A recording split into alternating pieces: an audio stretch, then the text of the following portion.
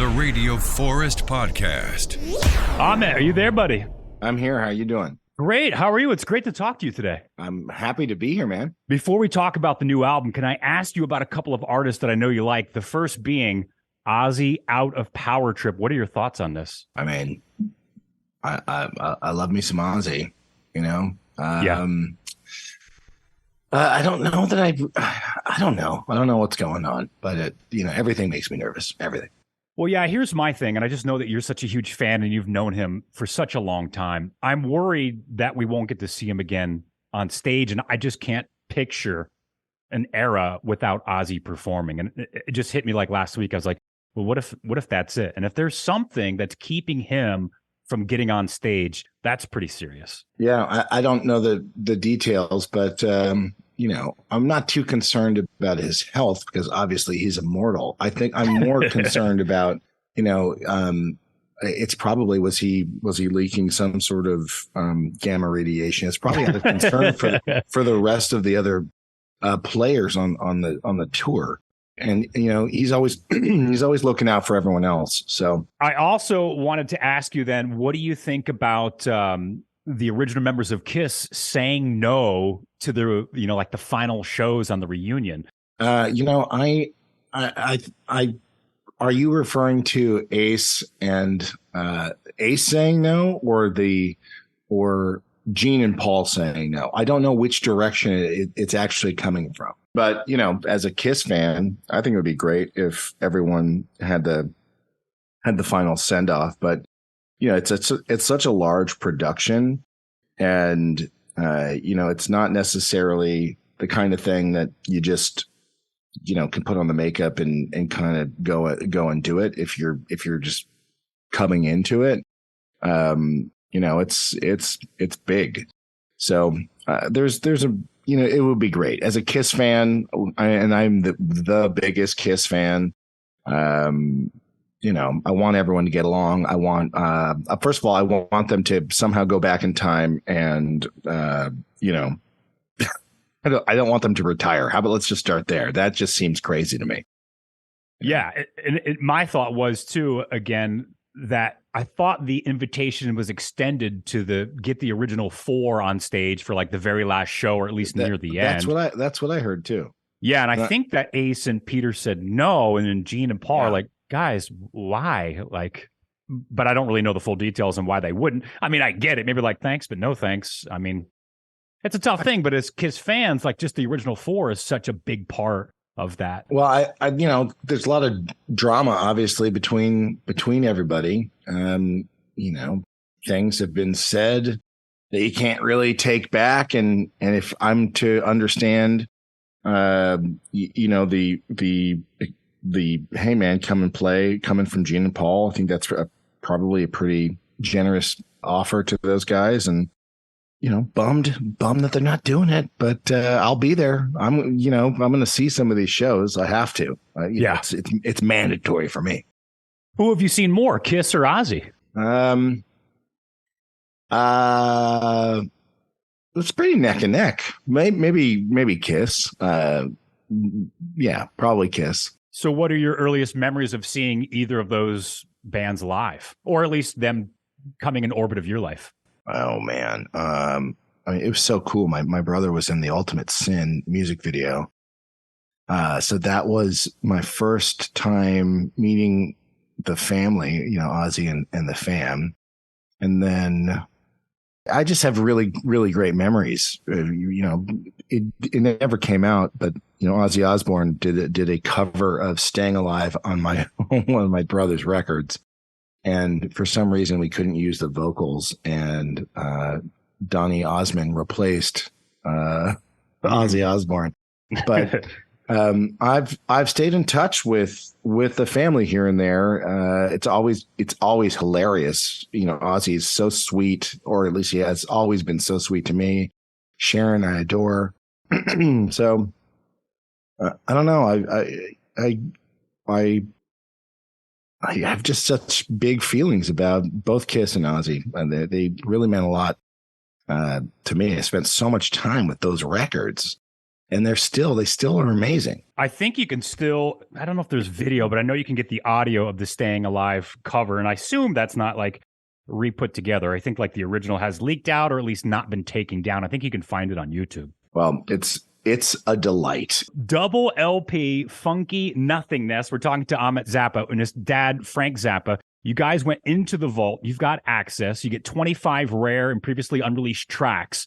When you go into this massive amount of music that you have access to with Frank's legacy, how do you know if a song or a lyric or a riff hasn't already been used somewhere else? Because he had 60 some albums when he was alive.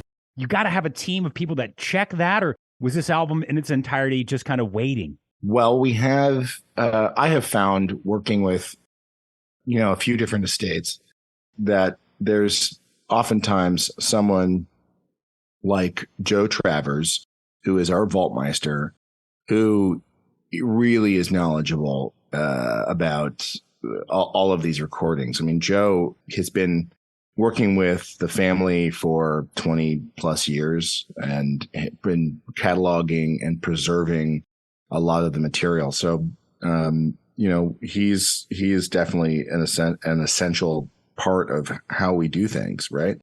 And in the same way we have in the vault, it's not just music, it's understanding the photo assets that we have. And whenever we're making a record, when we know who played on it, we'll reach back out to those people to see if they have any, memories. So we'll talk to them about it. And then typically if we're lucky enough, they'll write some liner notes. So it is an archaeological project every single time we're putting out a new record. And this one is pretty special. My dad had finished Hot Rats. This was a kind of moment where he was figuring out what he was going to do next in terms of the kind of band that he wanted to have.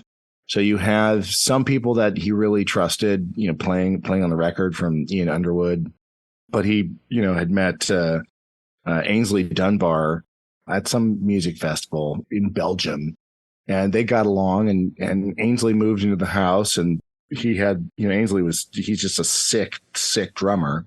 So on this particular record, you have some interesting folks that are, this is like to me, it's a gem. You have Don Sugarcane Harris, Max Bennett, who was, part of the Wrecking Crew. He was on bass.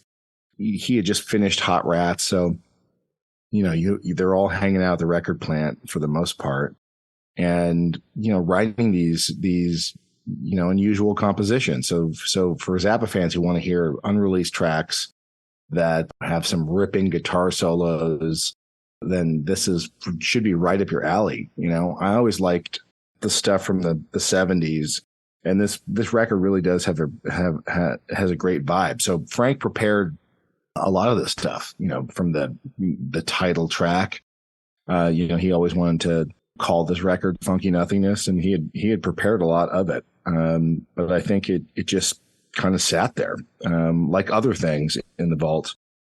Frank was always creating, so I think he just met Flo and Eddie, and that took him into a different direction. And this record maybe just didn't feel representative of the comedy and the fun that he was having with Flo and Eddie or something. I really couldn't tell you why this record didn't come out, but it's pretty awesome. I think if you are a Zappa fan, you listen, you're gonna really like it. I don't think I've ever heard you refer to him as Dad. Have you always called him Frank? Oh, we always called our parents Frank and Gail. How did that start? Or is it just the way it was, I guess? They said, "Hi, I'm Frank. I'm Gail."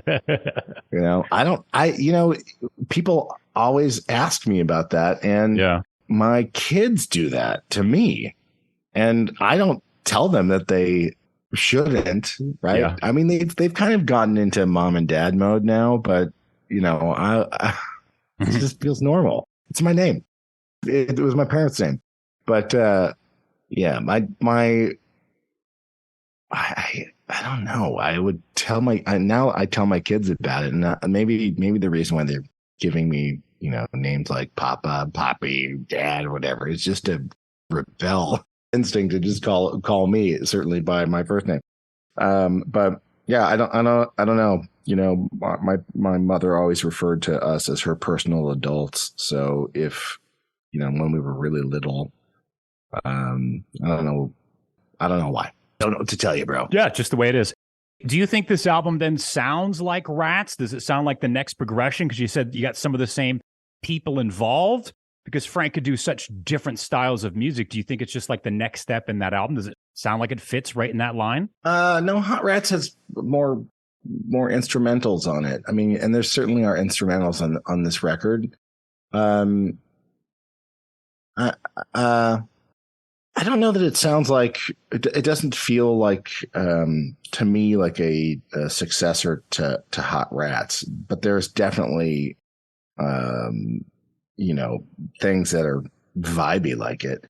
You know, to me, what stands out is Frank's vocal performances on a few of the tracks, because he still had his voice box the way that you know, he was born with it before he had that accident where I mean, it wasn't an accident, he was attacked and pushed into the orchestra pit. Oh yeah. And at the Rainbow Theatre in the UK a few years later. So Frank has this really kind of youthful voice, and you know, he's got this yeah, you know, you don't normally hear him like kind of really belting it out. So you get a few of those on on this record. It's cool. Had he ever talked about the incident with the flare gun that became, of course, the iconic Smoke on the Water? I've talked to Deep Purple several times about that night and the song and the jam and the fire, but I've never talked to you or your brother Dweezil. Did he ever mention it? Did Frank ever talk about that? Was that just a common thing at a mother's concert? You know, I mean, we knew about it. It wasn't something that my dad was never really a guy who reminisced about the past. Truthfully, he was always like a great white shark, just kind of moving forward, fast as a shark, right? Just going. Yes, yeah. Always, you know, making new music. So there wasn't a lot of, you know, that happening. It was probably scarier for Moon, and you know, maybe Dweezil, but they're so little at that time. They were there? Well, no, just because that happened in I don't know, in the 70s. So you know, Moon was born I think in 68. So you know what I mean? It was more of the trauma of that kind of stuff. But oh yeah, you know, that tour was cursed. So you have this situation where you know, it was really expensive to be on the road. My dad was financing all those things, and you're at this show, and I guess they didn't want other people going in, so they locked the front. When someone, you know, caused the fire, you know, there's no way to get out. So Frank really had to keep everyone calm, and the organization, everyone was really, really lucky to get out alive, and they lost all of their instruments. So, you know, this was a situation where, you know, they had to go. My dad went into more debt. The decision was made to, no, let's keep going. So they rented a bunch of new gear, and that accident that I was telling you about, you know, a few weeks later, you have this incident where they almost all die in a fire, only to have my dad be attacked by a crazy person and pushed into the orchestra pit, where he broke his leg, broke his neck. Forever, you know, my dad was in a lot of pain afterwards, forever, after that incident. And it changed how he you know, thought about playing with members of his organization. You know what I mean? He was like, hey, I'm gonna, you know, while he was in hospice, or not hospice, recovering, I should say. A lot of people kind of abandoned him. And he just turned that into a really creative time. And, you got a real shift in the kind of music that my dad made, which is cool. We've got the author, Ahmet Zappa, the host of the Rock Tales podcast. Frank has the double LP Funky Nothingness put together by Ahmet, collection of 25 rare and unreleased tracks.